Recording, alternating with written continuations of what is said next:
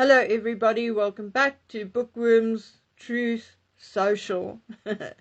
I can't remember whether I told you or not, but I got banned from Truth Social and I still have no idea why.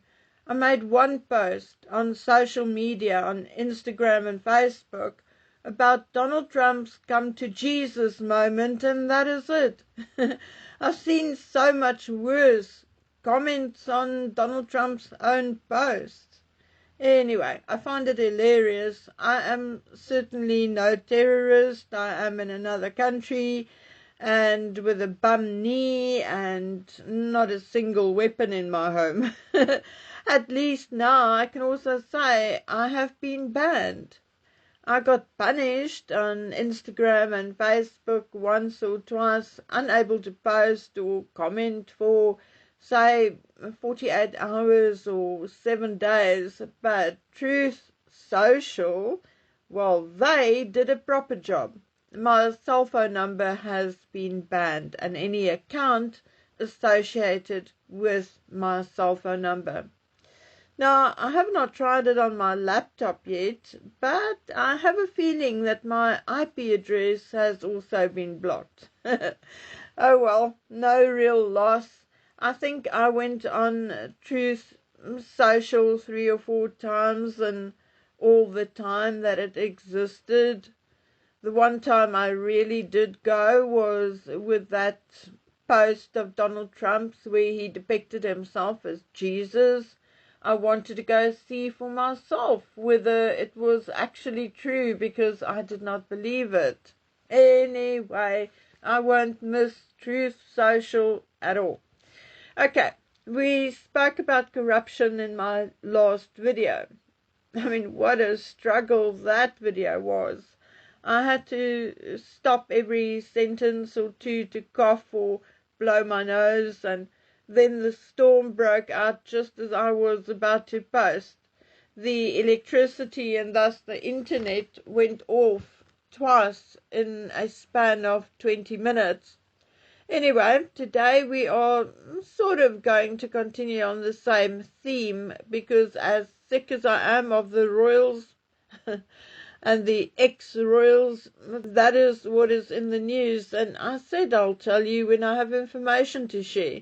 But first, before I get to that, I have to share this story with you because I nearly fell off the toilet when I read it. Meghan and her squad must be extremely, extremely desperate. But I also think they better tread very carefully because there are certain things best not spoken about and left alone. Because one slip of the tongue and you are done. Anyway, I received this email from blah blah blah, and she says she read this post on X posted by a squaddie. The squaddie mentions an article in some obscure ragmag which states that William has doubts about Archie and Lily's legitimacy. So the squaddie posts that Meghan was indeed pregnant, but that she wore protection over her own bump because Harry was afraid that William will get someone to stab Meghan in the stomach. Really? So she admits that Meghan wore a prosthetic of sorts. You see what I mean by slip of the tongue. So Meghan's own squaddies now believe that she wore a prosthetic. They are just making up stories to talk it away and find excuses in order to make themselves feel better. Anyway, we'll talk about that again some other day. And before I get into today's topic, I see there is a Mexiteer kicking off too. See the X post on the screen. Okay, Taz. Okay, it's all okay. I'm sure your invite to a garden party is in the mail, okay? By now, most of you will have heard that Invictus is in a spot of bother. But before we even get to that, I'm going to give you figures you have likely not seen before, because it will not be in mainstream media. It is indeed online, but it is somehow hidden. So you can only get to it when you really know where to look, kind of thing. So here is the biggest aha moment for me. Did you know that reports from February 2024, the 1 year to go event, revealed that police overtime alone cost 44,555 Canadian dollars at the time. Canadian dollars, 44,555 for 3 days. Overtime pay for the policemen out of taxpayer money. Tell me, how do you feel about that? Was having Invictus in Canada, and in particular having Harry and Meghan there, worth it? Now remember, that is excluding the games itself. That was only for the 3 days of the 1 year to go, okay? As for the security, etc., for the full 9 days of the 2025 Invictus, they would rather not say, only that it was in the range of, and I quote, mid-6 figures. So I guess that would mean 500,000 Canadian, give or take. I don't know. How do you really feel about that? I would like to hear from Canadians whether they feel it was worth it. And don't forget that the Canadian government gave 30 million to the overall funding. In other words, they gave Invictus 30 million Canadian dollars.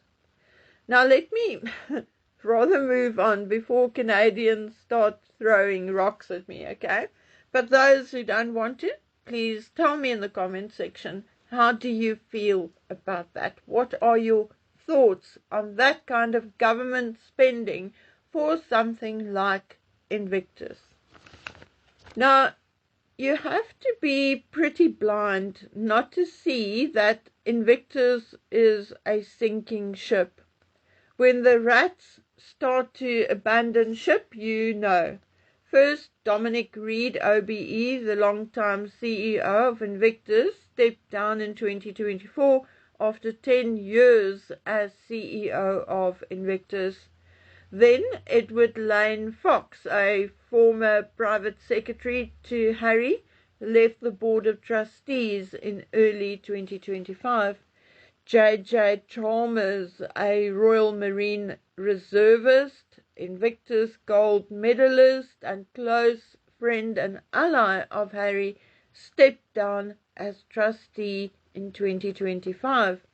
Patrick Nicol, a member of the board, also resigned in 2025. Peter Lawless, the CEO of the 2025 Vancouver Invictus, also slipped away after numerous stories and gossip of spending and mismanagement. And now Melanie Poole, the vice chair, also resigned this month. Invictus issued a statement last year stating that these staff changes have taken place as a regular staff turnover. Yeah, right. 4 of the 6 resignations happening in 2025. What happened in 2025? Well, Invictus Vancouver happened. What happened at Vancouver? Well, I don't exactly know, but someone actually said out loud, Meghan, we don't want you here. Now, whether it was said to her face or to Harry, I have no idea, but allegedly the message came across loud and clear. Now, there are 3 reasons why Meghan is not such a desired guest at Invictus. Meghan does indeed detract from the actual athletes. Everything she wears, everything she says is constantly being analyzed and dissected. Even the audience applause is being analyzed. Was it loud enough? Did we detect a boo or two, etc.? During an Invictus game, Harry and Meghan even had a rip-roaring argument, and the next day photographs of her glaring at Harry and taking an aggressive stance were all over the newspapers, and people forgot that somewhere in the background are actually athletes who came from all over the world to participate, who had lived through experiences you and I will hopefully never understand. The second reason why she is not wanted is indeed the cost. When Harry was a single guy, he would easily stay where the guys were staying. He would go out with the guys, go for a drink, and his security, paid for by the palace, had to run after him. No one, least of all Harry, expected a whole cavalcade to accompany him from his hotel to the venue. All the bells and whistles came with Meghan. The third reason is because Meghan and her so-called fashion has turned Invictus into a red carpet spectacle.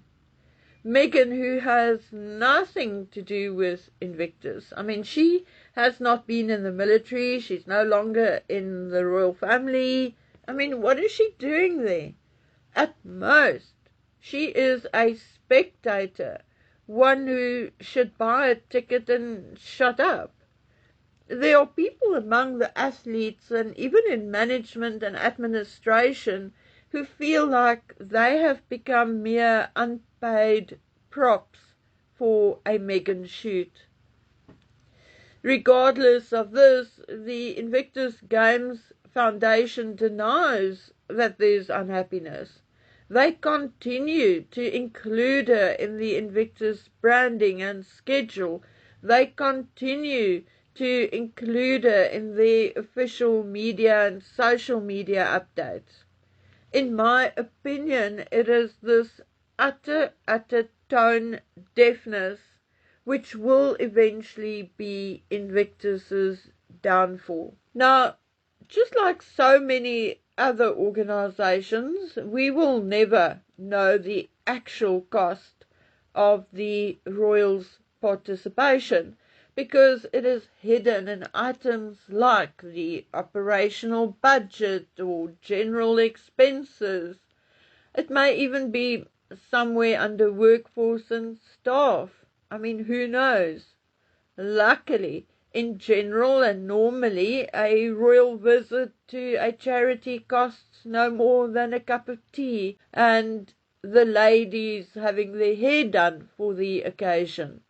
They bring their own security, they arrive in their own vehicles, and sometimes even come bearing gifts, not expecting any. Maybe a bunch of flowers or a t-shirt to complement the tea. But Meghan does not operate like that. The day she became a duchess, she expected all the bells and whistles of a princess in a Disney movie.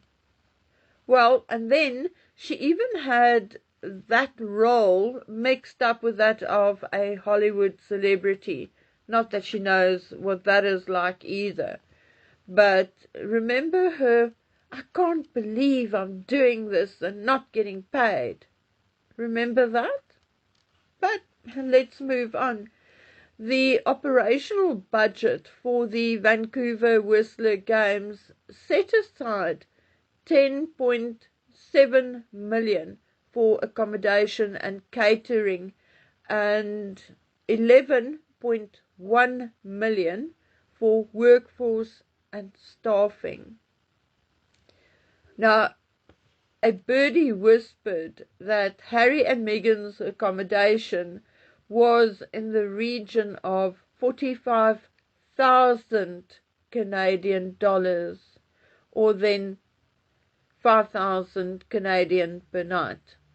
And the round trip charter flights about 30,000 for one round trip. But remember, Meghan came late and she left early. Okay, so there were indeed extra trips, and she was photographed getting out of the private plane, so we know they came via private jet. Okay, but that also means that due to the fact that she came late or left early, we can actually double that 30,000. The person with the accommodation tip said that at the end of the day, Harry and Meghan's presence at the games cost the games somewhere between 500,000, in other words, 500,000, and 1 million Canadian. Now, it is widely felt that these VIP costs inflates the cost of Invictus, which it does. But, of course, the squaddies will argue that it is the Sussexes, or the attraction to them, which brings in the donations and corporate sponsorships. However, in my opinion, it is also their presence which is now costing Invictus their sponsorships. As we have seen, Boeing, who was one of the major sponsors of the Vancouver Whistler Games, is not going to sponsor the games in Birmingham.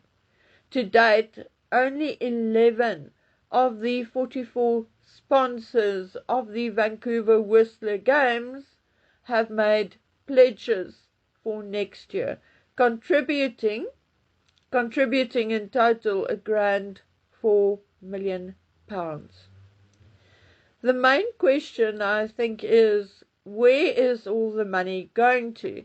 The Warrior Games runs on about 2 million, and Germany's Invictus style games on only €200,000. So why the constant need for 30 million and 40 million and 60 million? It is ridiculous. It is overinflated. It, just doesn't sound right. Is it because of the huge staff contingent, the massive salaries and celebrity participation? And in celebrity, I mean Meghan and Harry. Look, I know there's the opening and closing event, and that normally includes a celebrity or two, and even if they don't charge a fee, they might expect to have their accommodation paid for, whatever. But not even that comes to the amount spent on Meghan and Harry. It appears that whenever something involves a royal, prices are indeed inflated. Something I mentioned numerous times over many, many years. I mean, particularly concerning the Buckingham Palace renovations. £369 million over 10 years. I mean, really. I've seen a list of the renovations. There is a sort of breakdown of costs online. And my very first question was, once I've read through it, why does it have to take 10 years? Harry Truman, for instance, completely gutted and rebuilt the White House on the inside, and that only took just under 4 years. Now, I think it is a strange thing that basic rewiring, installing heating, modernizing bathrooms and kitchens with a lick and spit of paint will take 10 years. But, oh well, none of my business. It is being allowed by the government and the people, so who am I to question it? Anyway, we will see what happens to Invictus. Will Birmingham even happen? I don't know. Not only does it appear as if there are internal and financial issues, but there are also issues with participants from certain countries who may be made to feel extremely unwelcome. I honestly don't know. Last time Prince William bailed Invictus out financially, but I somehow doubt he will do it again. We will wait and see. Okay, that's enough from me for today.